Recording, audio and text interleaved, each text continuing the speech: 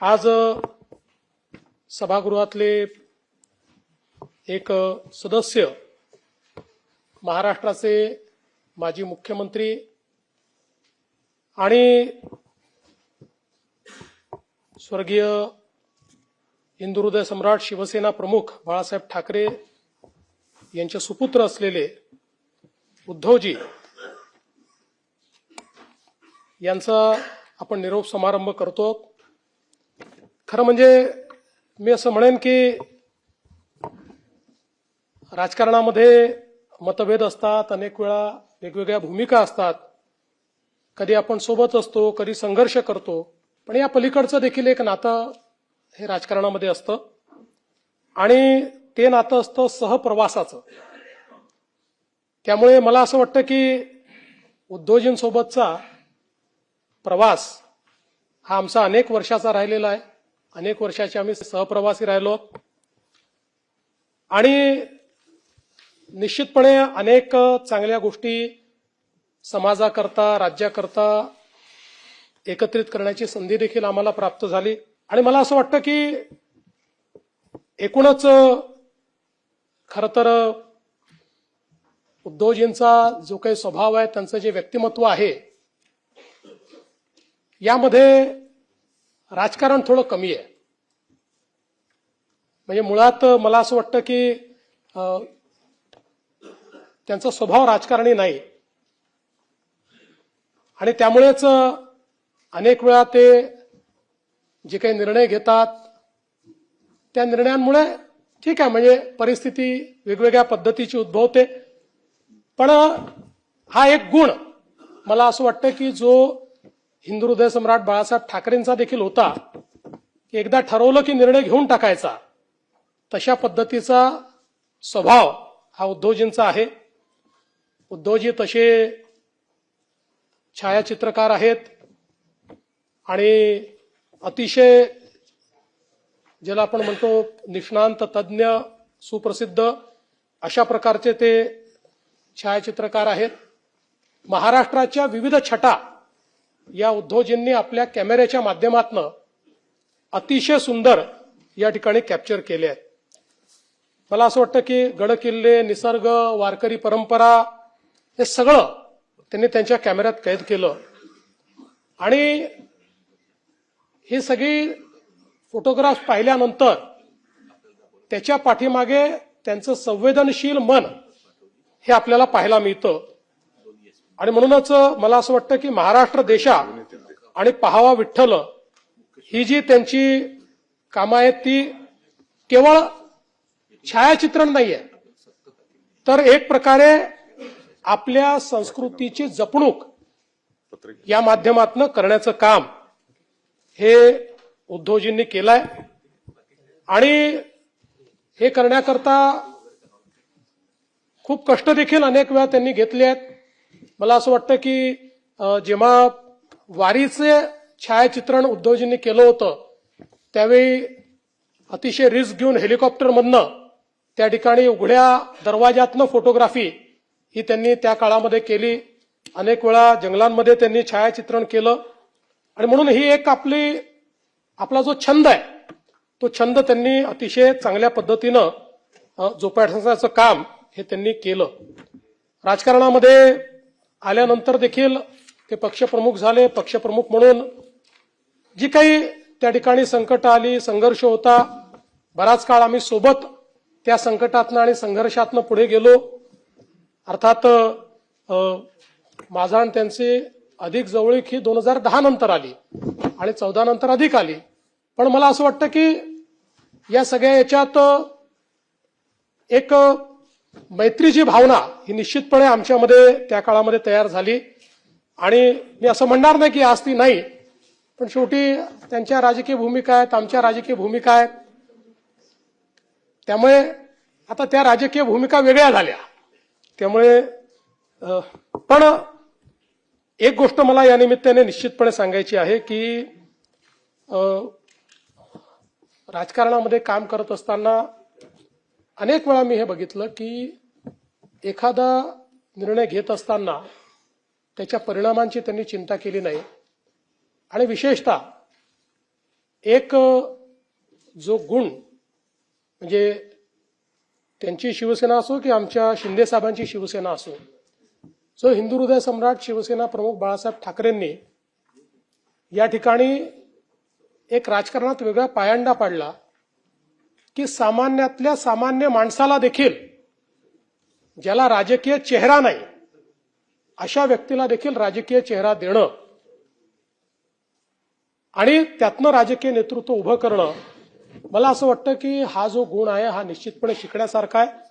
बाळासाहेबांनी निश्चितपणे तो गुण आपल्या सर्वांना दिला, उद्धवजींनी जोपासला. आज शिंदेसाहेब देखील आपण जर बघितलं तर राज्यसभेच्या यावेळच्या निवडणुकीत त्यांनी ते जपण्याचंच काम या ठिकाणी केलेलं आपल्याला पाहायला मिळतं. एक गोष्ट आहे की पु ल देशपांडेंना कोट्याधीश म्हणतात, पण पुलंनंतर जर कोट्याधीश ही उपाधी कोणाला द्यायची असेल तर ते मी उद्धवजींनाच देईल. मला असं वाटतं की त्यांच्या बोलण्यामध्ये अनेक वेळा आपण पाहतो की मिश्किलपणा असतो, अनेक वेळा सहजतेनं, म्हणजे त्यांची जी काही भाषणाची पद्धत देखील आहे ही देखील अतिशय सहजतेनं बोलण्याची किंवा एखाद्या संवादाची अशा पद्धतीनं ते या ठिकाणी सातत्याने बोलताना आपल्याला दिसतात. अनेक वेळा ते भिडताना दिसतात, खूप जोरदार अटॅक करताना दिसतात, जोरदार प्रतिवाद करताना दिसतात, पण त्याचा मूळ स्वभाव तो नाहीये. त्यांचा मूळ स्वभाव जो आहे तो मला असं वाटतं की थोडा शांत आहे, संयमी आहे, संबंध ठेवण्याचा त्यांचा मूळ स्वभाव आहे. पण राजकारणात आपल्याला वेगवेगळ्या प्रकारचा आवेश आणावा लागतो, त्याप्रमाणे तो आवेश देखील आणताना आपण त्यांना पाहतो. पण या सगळ्या परिस्थितीमध्ये मला एक गोष्ट निश्चितपणे अशी वाटते की आता या सभागृहामध्ये ते 6 वर्ष होते, कदाचित त्यांनी ठरवलं तर पुढच्या वेळेसही ते 6 वर्ष या ठिकाणी येतील. पण उद्धवजी, आम्हाला या सभागृहात तुमच्या कोट्या कमी ऐकायला मिळाल्या. त्यामुळे जर तुम्ही निर्णय घेतला आणि पुढच्या वेळेस पुन्हा आलात तर जरा जास्त कोट्या तुमच्या आम्हाला या सभागृहात ऐकायला मिळाव्यात, अशा प्रकारची माझी अपेक्षा आहे. आता खरं तर आम्ही एकत्रित होतो, आता 19ला काय झालं, जे काय झालं, आम्ही वेगवेगळे झालो आणि म्हणून मला केवळ एक शेर या ठिकाणी ऐकवायची इच्छा आहे. साजिश की सौगात पकड़कर बैठ गए, अनचाहे हालात पकड़कर बैठ गए. साजिश की सौगात पकड़कर बैठ गए, अनचाहे हालात पकड़कर बैठ गए. जिनको मेरा हाथ पकड़कर चलना था, हैरत है वो बात पकड़कर बैठ गए.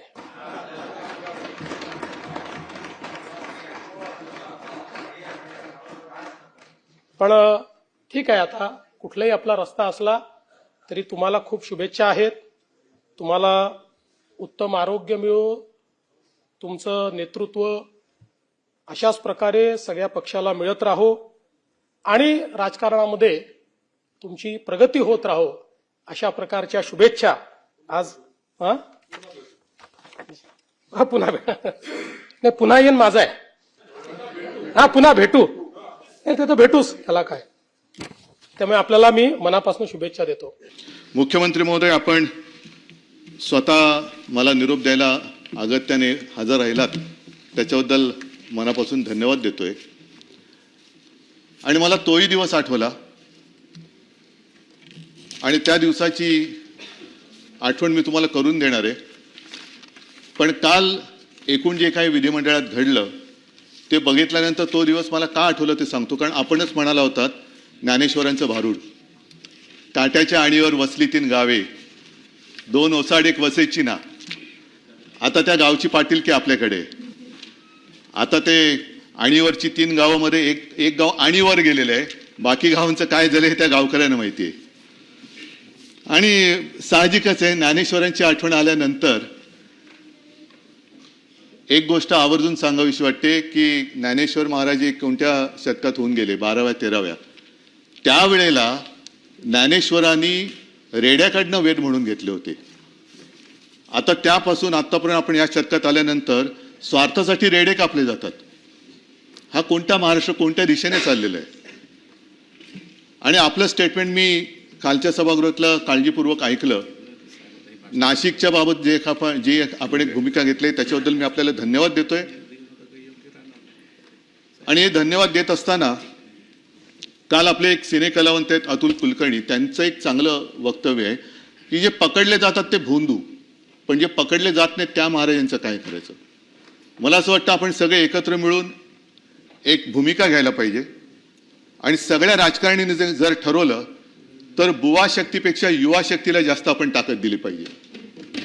कारण या देशामध्ये बुवा चमत्कार नाही करू शकत, युवा चमत्कार करू शकतात. आणि युवा शक्तीला जर का आपण नीट पाठिंबा दिला तर या बुवांची दुकानं बंद झाल्याशिवाय राहणार नाही.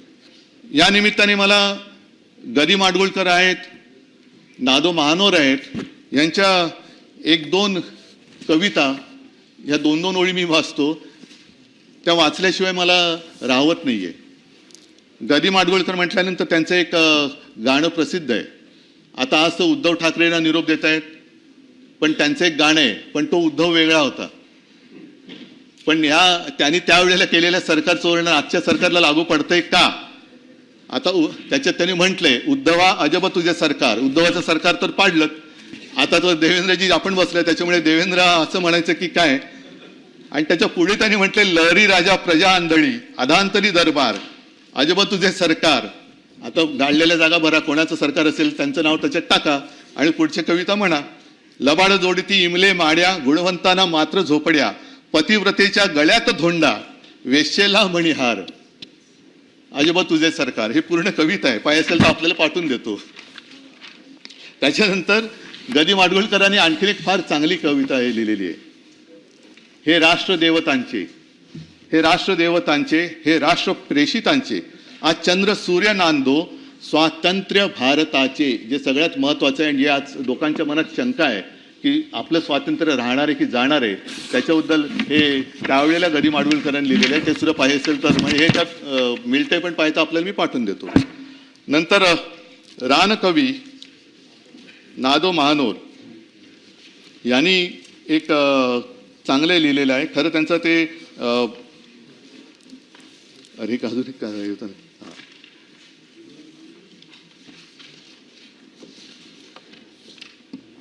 याच्यात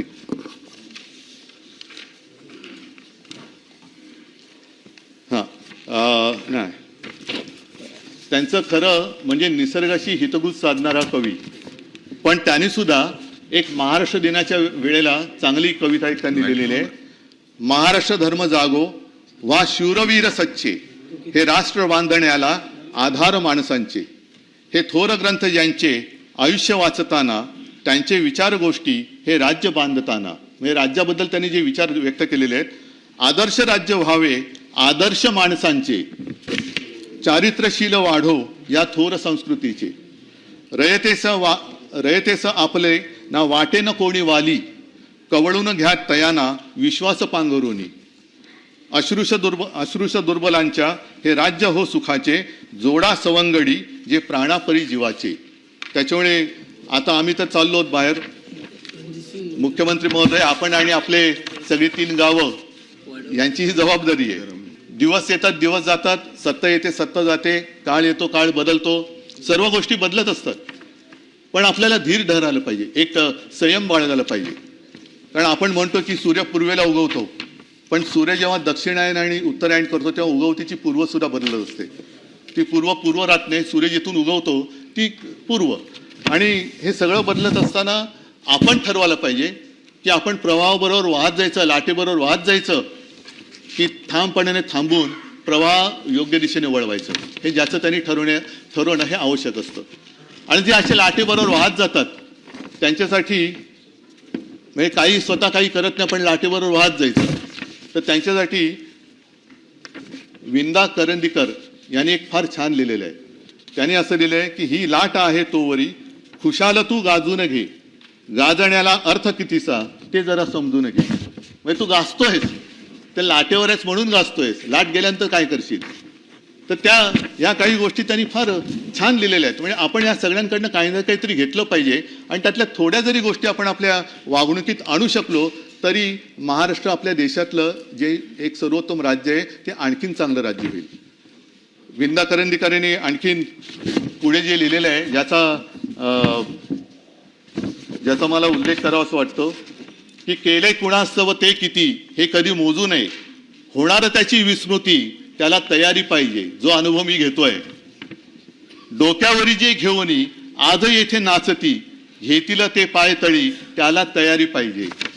हे सगळं आयुष्य आहे. म्हणजे जे डोक्यावर घेऊन नाचतात तेच एक दिवस आपल्याला पायतळी तुडवायला बघत नाहीत, कारण त्यांना स्वतःला जेव्हा काही पाहिजे असतं त्यावेळी ते कोणी काय दिले हे काही न बघता ते आपल्याला सरळ तुडवून पुढे जात असतात. आणि हे विंदांचं झाल्यानंतर एक सुरेश भटांची मोठी कविता आहे, त्यातली 4 ओळी मी मुद्दामून सांगतो, जी कदाचित म्हणजे मलाही वाटलं की इकडे वाचावी. मित्र कोण आणि शत्रू कोण गणित साधे कळले नाही, नाही भेटला असा कोणी ज्याने मला छळले नाही, रुसून राहिले माझ्या अगदी जवळचेच पण मी कोणाला कळलोच नाही. हे सुरेश भटांची कविता आहे. आणि मला असं वाटतं की हे जरी खरं असलं तरी मला जी काय संधी मिळाली होती त्या काळात जे मी केलं ते प्रामाणिकपणाने केलं, आणि ते प्रामाणिकपणाने केलं म्हणून महाराष्ट्रातली जनता मला त्यांच्या कुटुंबातली एक सदस्य मानते. मी या मायबाप जनतेला मानाचा मुजरा करून आपल्या सर्वांचा या सभागृहात निरोप घेतोय.